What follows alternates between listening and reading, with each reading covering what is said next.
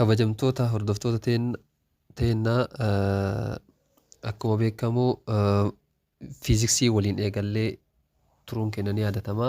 Har'amootuyyuu paartii 2 fiiziksii volume stress and strain ka jedhu walitti deebinee jirra jechuudha. Kanaaf volume stress and strain volume keenya tokko akkamitti stress gochuu dandeenya, akkamitti strain gochuu dandeenya jechuudha. Kan dura ilaallee leengiz irratti ilaallee jirra, tensile stress irratti ilaallee jirra jechuudha. Akkasuma shiirii goone stress illee goone akkamitti akka goonu laallee turre jecha. Shiirii wanta jennu wantoota roo qaban fakkeenyaaf akka rektaangilii faa gara piroogiraamiitti jijjiiruudhaan sheeppii isaanii foorsi irra dalageessuudhaan, akkasuma tensile stressii fi strainii kenna wantoota leengizii garagaraa qaban leengizii isaanii foorsii keenya eriyaa irra dalageessinee foorsiidhaan harkifnee dheeressuu laallee jirra. Har'ammootu vooliyuumii keenya akkamitti stress goonaa, akkamitti vooliyuumii keenya kana strain goonaa, vooliyuumii keenya kana akkamitti guddisuu dandeenya, qabee tokko bootaa inni qaban akkamitti guddisna, akkasuma ammootu walitti ammootu xiqqeessuu dandeenya. 3 meetodii fayyadamne fakkeenyaaf balki mujirasii yoo fayyadamne waan tokko walitti kompress goonee yookaan balki mujirasii xiqqaa yoo qabaate bataam sirriitti simpiliidha jechuudha walitti kompress gochuudhaaf. Kanaaf volume stress and strain gabaabinummaan haalaallu. Volume stress jechuun maal jechuudha? Volume stress is stress which cause volume deformation. Volume stressiin kun jijjiirama volume tokko kan nu fidu jecha. Cause volume deformation ka godhu jechuudha. Deformation jechuun changing in shape jechuudha. Yookaan waan tokko shape isaa jijjiirachuu akka dabaluu babal'achuu jechuudha. An object is defined as the ratio of the change in magnitude applied force of the surface area. Forcein tokko surface area irratti apply godhe volume keenya san ka jijjiiru jecha. Fakkeenyaaf fakkii armaan gadii kana yoo ilaalle volume equals to change in volume over change in volume over volume initially dha. Stressing keenya wal duraa shapein kun akkuma isin agartan kana hagana ture hagana bichaadha jechuudha. Akkuma agartan asirratti wanni kuni 3 dimensional dha. Hagana ture jechuudha. Erga isin immoo foorsii keenya irratti dalageessinee maal goone shape isaa hagana daballe jecha. Maal ta'ee jira wanni kun volume isaa maal ta'ee jira dabalee jira jechuudha, jijjiiramee jira jechuudha. Volume isaa maal ta'eera jijjiiramee jira jechuudha. Kanaaf final volume at pressure equals to initial pressure plus change in pressure. Initial pressure plus change in pressure jechuudha. Kana jechuun initialiin keenya kana jechuun initialii qabna volume isaa kenna duraa bootaa qabate. Ergasii immoo maal goone by applied force you are changing what the shape of this 3-dimensional object. Objectii kana shape isaa jijjiirree jechaadha. Akkam ture duraan hagana ture. Egaa yommuu force irra apply goone haga jijjiirame. This is what volume stress jechuudha. Volume stress. Volume stressiin eega kana ta'e volume stressiin eega ta'e volume strainiin hoo volume strain kennuun. Volume stressiin force irratti apply goone jijjiiruudha haa jenne jira jechuudha. Volume strain ammootu iyyuu jijjiirama kana kan safaru. Jijjiirama kun duraan hagana ture hagana irraa hagana jijjiirame. Akkuma isin jenne strainiin asin dura maal jenne change in x over height jenne object strain shear stressii shear strainii keessatti jecha. Maaliifi jijjiirama awwala leengizii isaa ka jijjiirame san height of the object dha jechuudha. Jijjiirama waan tokko kan safaru strain jennaan jenne. Amma kunis maal goona volume strain equals to change in pressure change in volume over change in what initial volume jechuudha. Volume jijjiirame san yeroo hundayyuu strainii kana ka beekuu qabdan immaa inni strain equals to tensile keessattis ta'e shiirii keessattis ta'e straining kenna maal ta'uu qaba initialii qaba jechuudha. Volume keessatti ta'e initial volume qaba. Jijjiiramni isaa kan inni jijjiirame sun maaliifirraa jijjiiramni jijjiirame san initialiidhaaf irraa jechuudha. Jijjiiramni jijjiirame san initialiidhaaf irraa jechuudha. Jijjiiramni jijjiirame gaafa jennu gaafa asirraa ka asii kana dhiisnee kam goonaa jijjiiramni isaa kana bichaa safaramee kaa'amudha. Fakkeenyaaf jijjiiramni isaa kun volume wal duraa volume kaastu 3 meetir cube yoo taate yoo hagas ka ta'u taate erga sanii hoo hagam jijjiiramuu danda'a 4 meetir kiiyuu jijjiiramuu danda'a jechuudha. Kanaaf vooliyuumii isaa san jijjiirama irra inishaal vooliyuumii jenna jechuudha. Isinii galee yaada. Elasticity module kan itti aanu elasticity module jenna jechuudha. Elasticity moduliin kunoo maa inni? What is elasticity module? Elasticity jechuun waan duraatu maali? Elasticity jechuun waan tokko elastis ta'uu pilaastikii fi pilaastikii ilaallee jirra. Elastik jechuun waan tokko elastik limitii bira poointii san bira ta'ee kabootatti deebi'u. Plastic deformation ammootuyyuu elastic limitii booda erga dabree kabootatti deebi'uu hin dandeenye. Which is not reversible to the original, not reversible. Which is reversible to the original is elastic. Elasticity module jechuun safartuu yookaan ammootuyyuu akka safartuuwwan cidheessuu yookaan safartuuwwan elastic gochuu waan tokko elastisummaa qabaachuu amala harkisummaatii fi harkifamummaa dhabuu walitti kompress gochuu fi kompress gochuu dadhabuu wajjaan harkisuu dhabuu kan ittiin safarru elasticity module jenna jechuudha. Isinii galee yaada. The stress will be proportional to the strain if the stress is sufficiently small. In this regard, the proportionality constant known as elasticity module. Proportionality constant yeroo hundaayyuu proportionality constant is what? Elasticity module jechaadha. Proportionality constant kun maal jedhamee waamama? Elasticity module. Qormaata ragaajuu jedhamu proportionality constant yeroo hundaayyuu maal? Elasticity proportionality constant. Proportionality constant as known as what? Elasticity module. Depend on the material being deformed on the nature of deformation. Constant elasticity module kun constant jechuudha. Kennama lakkoofsa ka steel 2 times 10 the power of wow hiika ta'uu taate 5 times kenna jechuudha. Saarsi moduliin yang module shear module irrattis akkasuma bulk module irratti kennama jechuudha.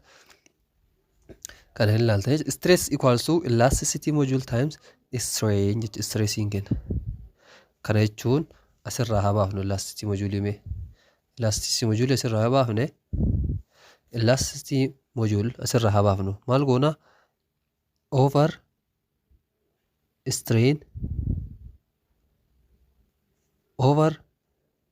strain jennaan jechuudha. Strainiin isin agarsiisu mee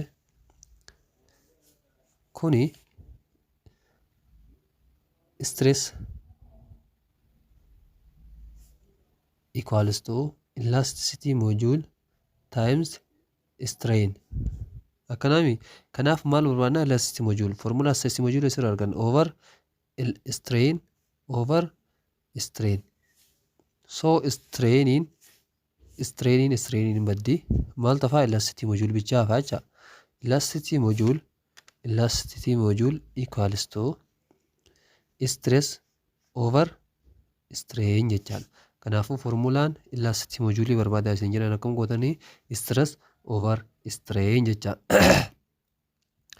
Stress over strain eega jenne stress over strain elasticity module equals to stress over strain eega jenne stressiin maali ol qixa? Force perpendicular to the area over the area. Akkasuma strainii maal qixa?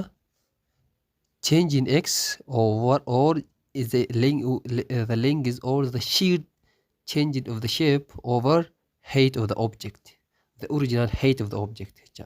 So kana lamii irratti gaafa dareenu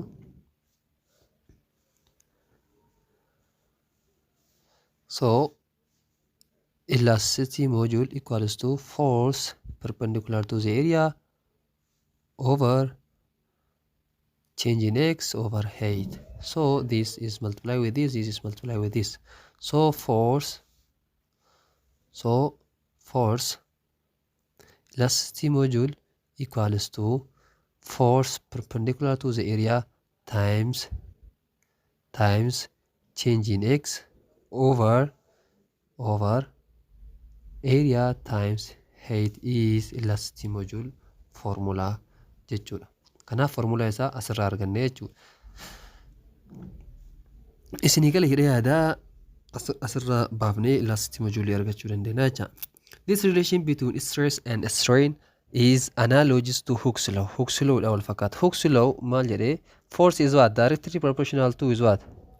The force is directly proportional with what? Change in x. So this is proportionality constant. K is also proportionality constant always.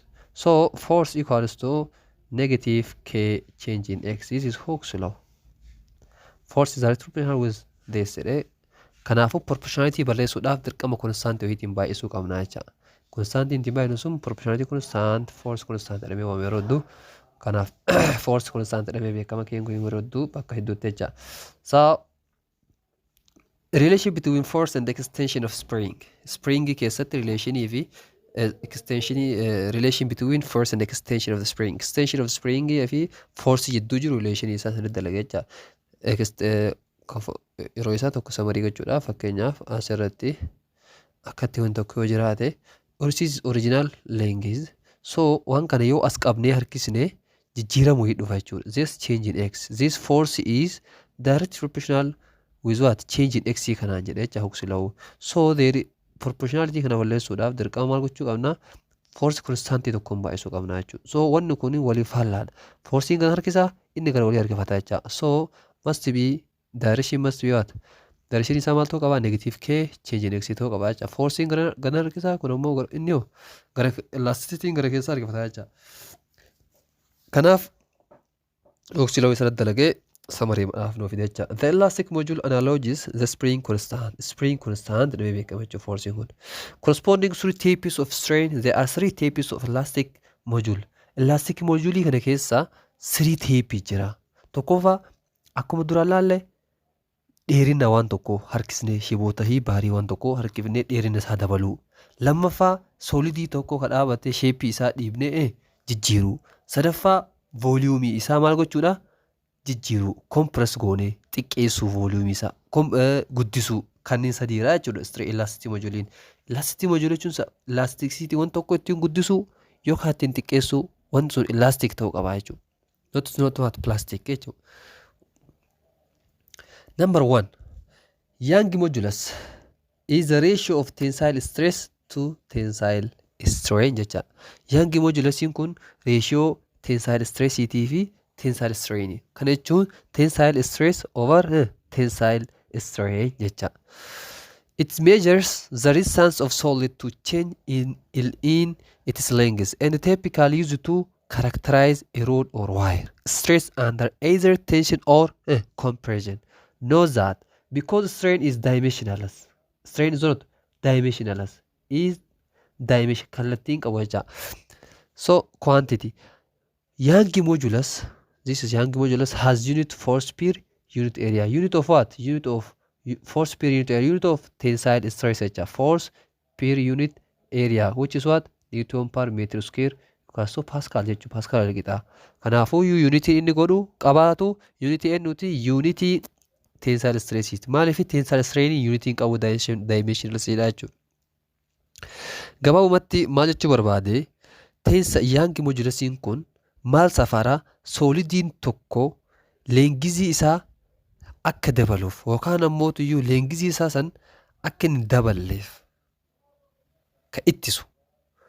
Fakkeenyaaf leengizii shiboo tokko dabaluudhaaf force irratti gaggeessuu qabna harkisuu qabna ofii isaatii yaa'u jechuudha. Kanaafiyyuu Young modulus qaba jechuudha. Akka inni dheerinni isaa san yookaan ammoo tuyyuu baarii qaccee isaa qabne dheeressinu san hin daballe ka dhoogu Young modulus dha jechuudha.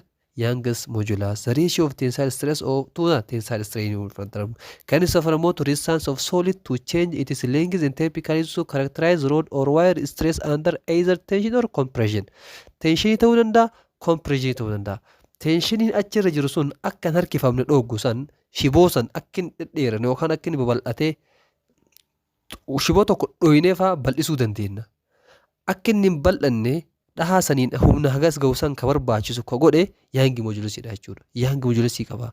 Young modulus guddaa ka qabu akkasuma young modulusii guddaa qaban dheeressuudhaafis hin ulfaata. Sababni isaa young modulusii isaanii guddaa waan ta'eef. Kan akka shiboo waan sanii hin dheeranne, shiboon sun hin dheeranne kan dhoggu yookaan ammoo iyyuu dheerina baarii tokko leengizii waan tokko akka hin dheerinne young modulusii qaba jecha. Fakkeenyaaf shiboon tokko hagana dheerata haa jennu. Hagana dheerate haa jennu. Shiboo kana dheerinni isaa hagana itti dabalu hagana dheeressuudhaaf maal barbaachisa? Foorsii barbaachisa. Waan maal qabe young modulusii qaba jechuudha. Young modulusiitu akka inni ofii isaati osoo ofii isaatii ka dheeratu yoo taate humna hin barbaachisu. Fakkeenyaaf amma bishaan tokko yoo sitti ofumaan harkatti yaa'a. Shiboo akkatti keessatti ofii yaate yaadu maaliif foorsii barbaadde maal qabdi young modulusii qabdi akkatti ol qabsiisee akkasii jarra hojjan yaani. Foorsii teenshinii jidduu jira jechuudha. Teenshinii yoo ta'e isinii gala fakkeenyaaf amma teenshinii yaadachuudhaaf fakkeenyaaf teenshinii waan tokko asirra jira haa jennu.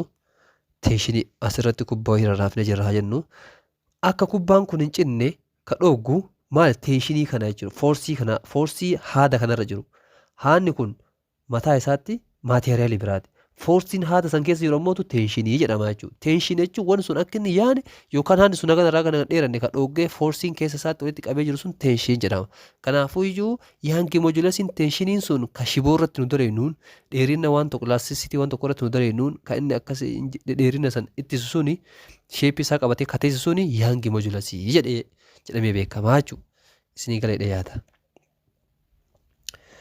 So formulaan isaa gabaabumatti young modulusiin kana fakkaata. Young modulus formulaan isaa kana fakkaata jechuudha. Young modulus equals to mallattoon tun mallattoo young modulusiiti. Tensile stress over tensile strain which is what force perpendicular to the area over area change in length over original length. This is must be equal to force times change in length original length over area times change in length jechuudha. Kana akka toliin baay'iftanii change in length tana asuma kana baay'iftanii kana kanaan baay'iftan jecha.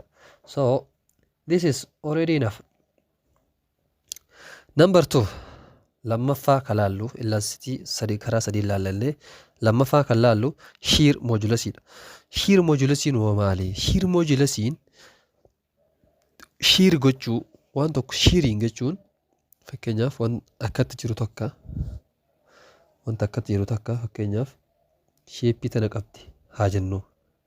Sheeppii tana qabdi. Sheeppii isii tana maal goonaa? Foorsii irratti apply goona. Foorsii wahii irratti apply goona. Foorsii kana apply irratti goonee foorsii wahii irratti apply goonee sheeppii isa kana jijjiirra osoo asiin rigid body jedhamu kun asiin hin socho'u asiinis hin socho'u. So sheeppii isaa kana garam jijjiirraa garanatti jijjiirraa jechuudha gara paraalogiraamitti. Paraalogiraamitti jijjiirraa jechuudha. This what shear jedhama jechuudha. Shear modulusiidha. So shear modulusiin kun akkamitti dalagamaa inni? Inni hoo forcing kun by the way force is what parallel jechuudha. Force parallel to the area jechuudha. Forcing as keessatti young modulusi keessatti force is perpendicular to the area. Kun ammoo area dhaan parallel. Area fi forcing gadi deemu tokko jecha. Yoo achi dhiibne objectiin keenya sullee garam deema? Gara tokko deema jechuudha. Objectiin keenya sullee garam deema? Gara na deema. Gara deema. Yoo achi dhiibne gara na deema jecha. So that's what force is parallel to the area. Naan shear modulusii akkasii qabadha. Parallel to the area. So here is shear modulus. Shear modulus kennu kana with unit of Pascal. Unit is Pascal because of what? Shear strain has no unitless because of this was unit is amal qabata unit of shear stress qabata jechuudha. Kana jechuun Newton per meter square dha equals to Pascal ergita jechuudha. So unit is what? Pascal Newton per meter square jechuudha. Is the ratio of the shear stress to shear strain. It is what? The measure of resistance to motion of the planes within a solid parallel to each other. Motion of solidity tokko motion isa hin sochoofne jechuudha. Waan kana objectiin kun bakka tana jiraami. Bakka tanarraa gara jijjiirra jechuudha. Wanta jijjiirru kana maal godhu mooshinii kana ittisaa jechuudha. Waan biraan qabu. Mooshinii kana maal ta'a hin ittisa. Akka inni maal hin taaneef akka inni sheeppii isaan jijjiirre kanaaf waan tokko yoo jabaa ta'e sochoosuudhaaf maal gaafata? Foorsii gaafata. Foorsii nu gaafatu sun maal jedhama? Shear kanaafuu foorsii nu gaafata jecha. Foorsiin waan kana jijjiiruudhaaf foorsii guddaa nu gaafata. Yoo inni maal ta'e guddaa ta'e. Forsiin inni akka hin jijjiiramne godhu sun ka keessa jiru sun maal jedhama? Shear modulus jedhama. Because of this not what lengizii miti. Maal inni ree sheeppii jijjiirra. Sheeppii isaa jijjiirra gara jijjiirra gara jijjiirra foorsii irra gaggeessine. Foorsii ofiinuu jijjiirama ture osoo foorsiin kan barbaachisanii. Akka inni foorsii barbaachisu ammoo teeshiin akka foorsiin isa keessa jiru sun jabeessee akkas isa dhaabu kun maal jedhama? Shear modulus jedhama jecha. Akkasii qabattan. So it is what? It is the measure of resistance of motion plane with solid parallel to each other. Solidii waliif parallel ta'an jecha. Immaterial solid jechuun wantoota jajjabaa feesii isaanii waliif parallel ta'e jechuudha. Immaterial having a large shear modulus. Shear modulus is difficult what? To bend. Shear modulusii guddaa qabu bend gochuudhaaf yookaan jallisuudhaaf baay'ee ulfaata jechuudha. Fakkeenyaaf wanti tokko jabaadha jennu akkatti taa'ee jira. Akka lafa jira yookaan ammoo saaxinii kaazinaa takka fudhadha. Asiin akkatti dhiibnee sochoosuudhaaf sheeppii garanti jijjiiruudhaaf maal gaafata? Foorsii guddaa gaafata jechuudha. Kanaafuu it is difficult to bend wanni jedheef saniif jechuudha. Wanni shear modulusii guddaa qaban jecha. Kartoona fudhadhu fakkeenyaaf kartoona wayii fudhattee jiraatu salphumatti maruuchuun jijjiiruu ta'e shear modulusii maa xiqqaadha waan ta'eef saniif jedhee. Value of the shear modulus for some respective material are given table. Teebilii saytu qaada korratti warri shear modulus isaanii ta'e nuu kenname ilaala. Like young modulus, it is unit of shear modulus ratio of the force jechuudha. To the area. Modulus fi shear modulus illee unit waltaa isaanii maal jennee? Pascal jennee jechuudha. Maaliif strainiin kuni unitlessiidha, unitii hin qabu. So kanaaf jecha force per area intisaa qabannaa jecha isinii gala dhiyaata. Sadaffaa bulk modulus. Bulk modulusiin kuni volume irratti dalaga jechuudha. Maaliif volume waan tokko fakkeenyaaf volume waan tokko akkatti yoo ka jiraatu taate fakkeenyaaf akkatti yoo ka jiraatu taate fakkeenyaaf wanni kun akkatti jira haa jennu. Akkatti jira haa jennu. Ergasii hoo garamitti compress goone garanatti compress gooname. Garan xiqqeessine haa jennu. Garan xiqqeessine garan irraa garan xiqqeessine garan irraa garan xiqqeessine maal goone foorsii irratti dalageessine foorsii irratti dalageessine walitti qabne akkatti foorsii garaagaraatiin irratti dalageessine akkatti garamitti garanti gabaabsine.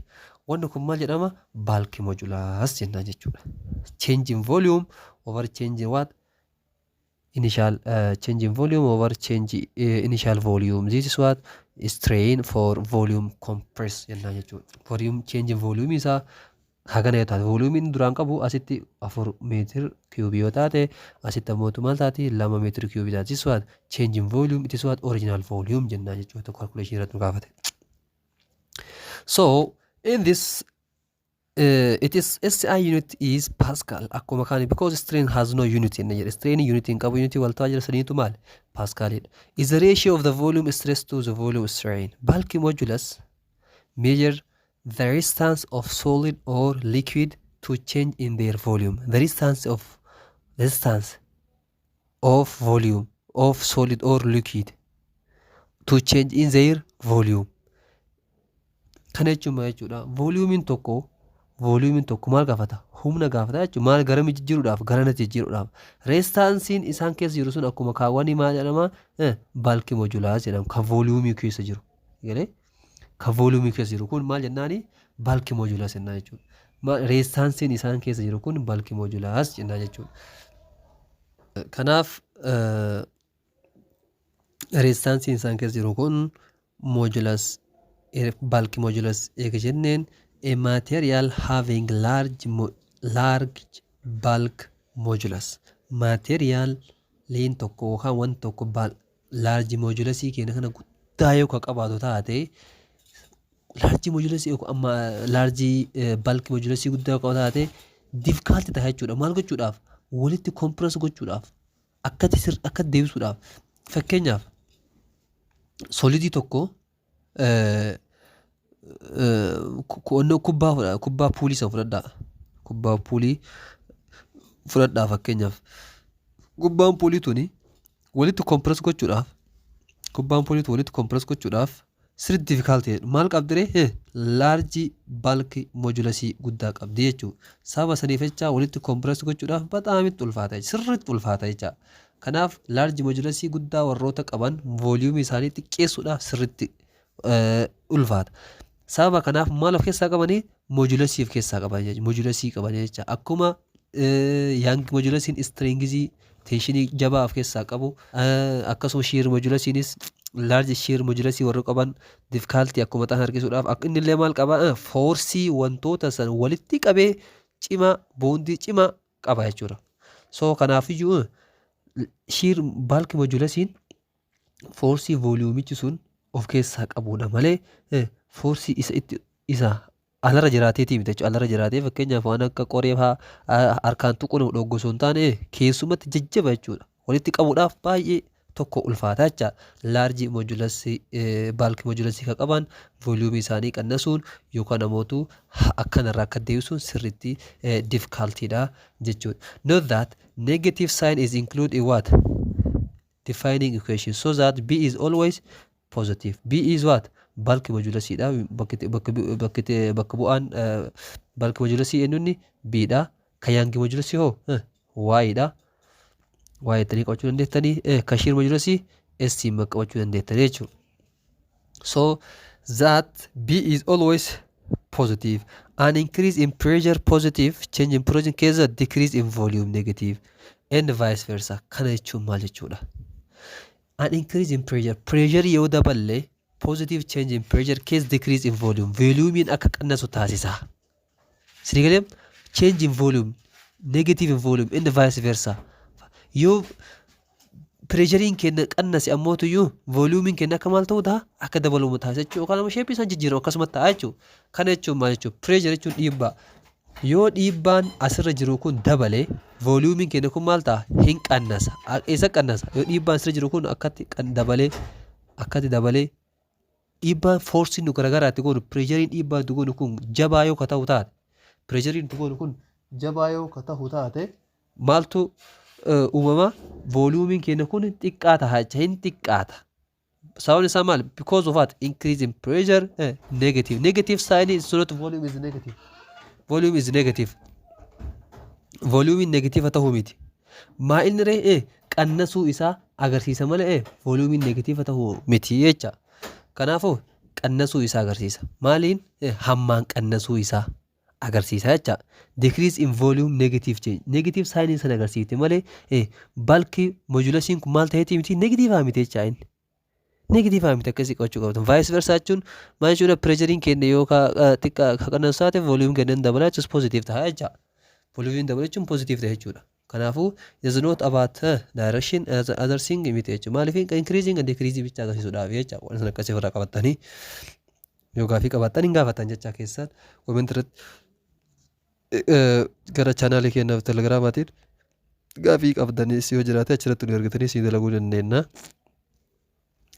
Kanumaan bira tarra. A negative sign is inserted in negative sign kun maal ta'ee jira? Inserted in the defining equation of bulk modulus is positive number. This is maneuver is necessary because an increase in pressure case decrease in volume jenneerra. Vice versa table halala. The bulk moduli is for some material if you look up such values different source you often walumaagalatti kun young modulusis tahee shear modulusi bulk modulusis tahee referral gargaraatti value isaanii constant value constant shear modulus is constant for some still and young modulus is also constant and shear modulus is constant for some, but it's different in some material. Some material gargaraatti garaagarummaa qabaachuu danda'a. Wal fakkeenya qabaachuu danda'a. Garuu soorsiiwwan tokko tokko akka bira agarsiisuu danda'a jechuudha. Akka namni hunduu safaraa akkatti safaruu mataa isaatti safara waan ta'eef differentiiwwan yookaan ammoo riizaltii garagaraa argachuu danda'a jedha. Walumaa galatti koomanii ka tahan teebilii kanarratti ilaalachuu dandeenya jechuudha. Teebilii kanarratti ilaalachuu dandeettanii yoo isin kennin kuniin kennan konstaantiidha waan taateef yaangi modulusii keessatti niiwuntii waltawaa kun isin jedhe martuu konstaantii asirratti qabachuu dandeettanii baalki modulusiinis konstaantiidha foo maateriyaal hundaaf kunis konstaantiidha shiir modulusiinis konstaantii yaangi modulusii konstaantii baalki modulusii konstaantii baankii modulusii kanuma fayyadamtan malee kabaraawwan isin itti fiddan hin jiru jechuudha waan biraa isin gaafata waan ta'eef. So asitti waan nuuf jira.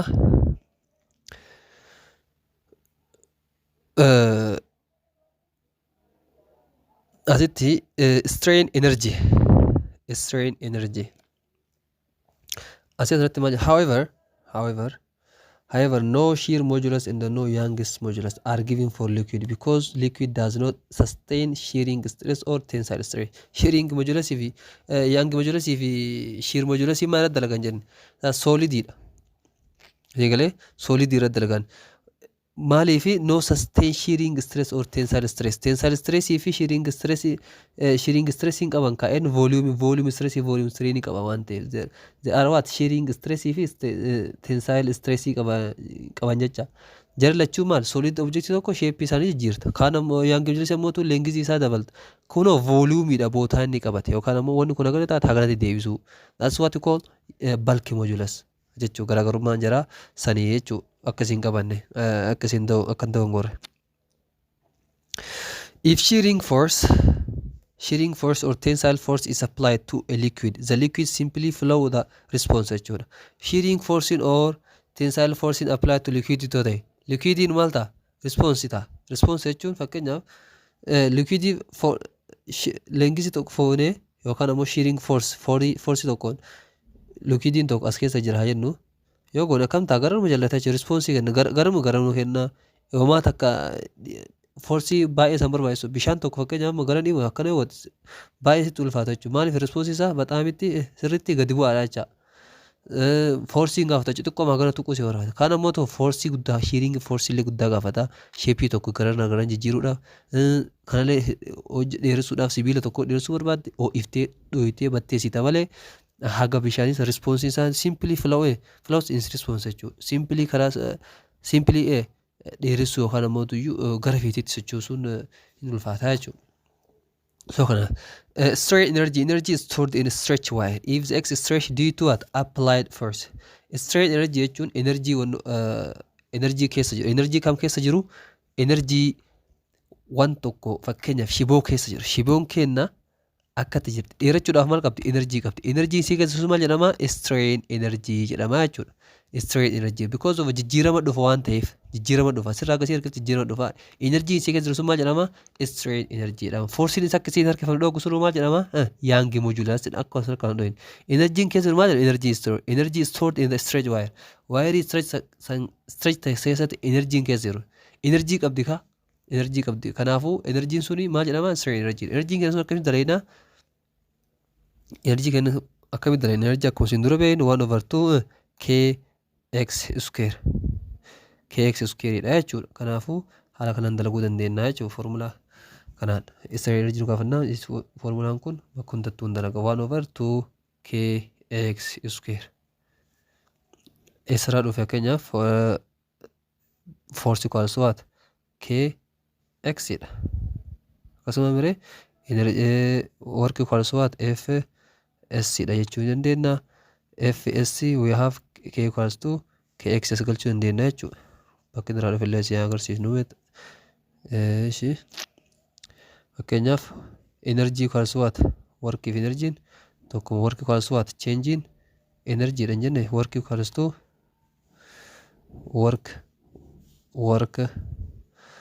work equals what change in kinetic energy jenne jirra akkan daganne so work equals what fs jenne jirra fs or s equals to distance s equals to x dha argachuu dandeenya so maanu s equals to x dha argachuu dandeenya maaliif jennaan is what distance is also distance work is what is scalar dha jechuudha. So asitti gabaabumatti f equals to what Hooke's law kx so work equals to what fs work equals to f is what kx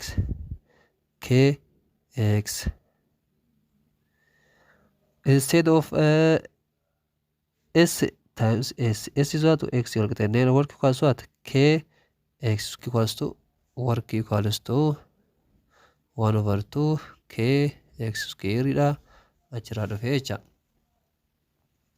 gabaabumatti.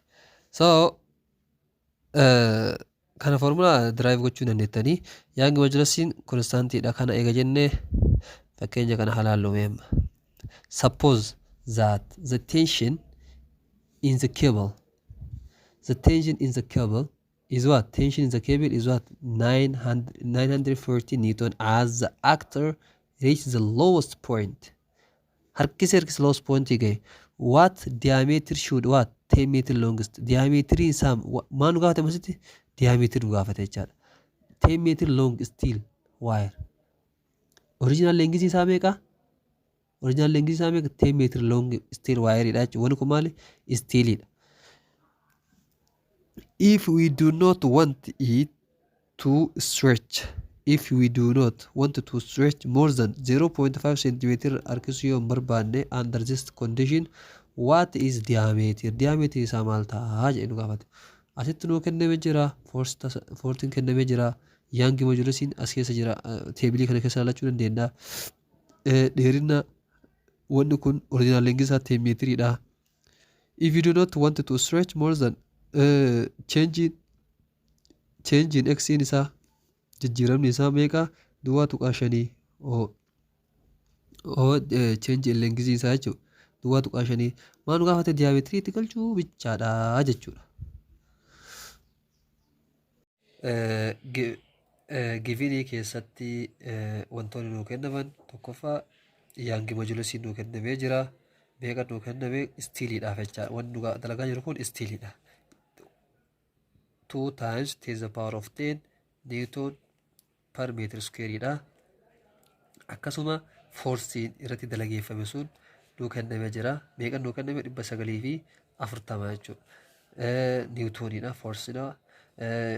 Kan biraa ammoo kan nuu kenname original lengthidha. Original length waan sanii meeqa?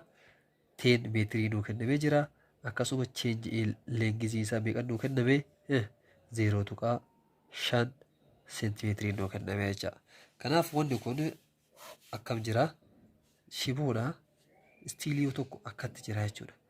Awwa dura length isaa meeqa? 10 meetiriidha jechuudha. Ergasii ammoo tuyyuu hagam takka siisinee xiqqooma siisine jecha meeqa siisine? Duwwaa tuqaa shan. Hagasii asirra hagasii yoo 10 meetirii ta'e asirra hagasii meeqa ta'uu danda'a? Duwwaa tuqaa shan seentimeetirii ta'uu danda'a jechuudha. Change length kennaa hagam takka? Haganuma jechuudha. Original length kennaa haganuma hagasii jechuudha. Haga 10 kana jechuudha. So amma maal nu gaafate? Force irratti dalageessa jira. Which is perpendicular to the area. Force tokko force kun irratti dalageessa jira. Seechi harkisee jecha waan kana dheeressee jira. So yaanki modulusiin inni keessaa qabu mootuu meeqa? 2 times 10 to the power of 10 dha jechuudha. So as keessatti maal barbaadna? Yaanki modulusiin formulaa isaa akkam? Yaanki modulusiin formulaa isaa akkam inni? Tensile stress over tensile strain dha jechuudha. Kanaaf tensile stressiin kenna gabaabumatti kan jechuudha force over area over change in length over initial length dha jechuudha. So force over area over change in length over original length. Formula kana wayita gargalchinu maal ta'a? Force times change in length force times initial length kun kanaan baay'ata jechuudha. Initial length over area times change in length dha jechuudha. Asirratti maal faatu nu kenname? Area nu kennamne area barbaaduu qabna waa dura. Area barbaaduu qabna jecha. So yaangi modulusiin nu kenname jira. Meeqa nu kenname? 2 times 10 to the power of 10 Newton per meter square nu kenname jira. Inni biraa kamtu nu kenname? Force nu kenname jira. Force meeqa nu kenname? 940 times original length Newton times original length 10 meetirii nu kenname jira jechuudha. Over asirratti kana gara meetiraa keessi jiru meeqa ta'a? Duwwaa tuqaa duwwaa 5 meetirii ta'a jecha. Kuma dhibbaa hirtaa waan ta'eef area